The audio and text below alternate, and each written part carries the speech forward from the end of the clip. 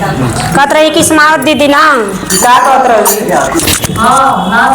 हो जय भीम नमः बुधाय। जय भीम नमः बुधाय। पहले हमरे साहब के जन्म बहुजन जागल ना दो। अरे भैले साहब के जन्म बहुजन जागल ना दो। हमारे साहब के सूरतिया निकल लागल ना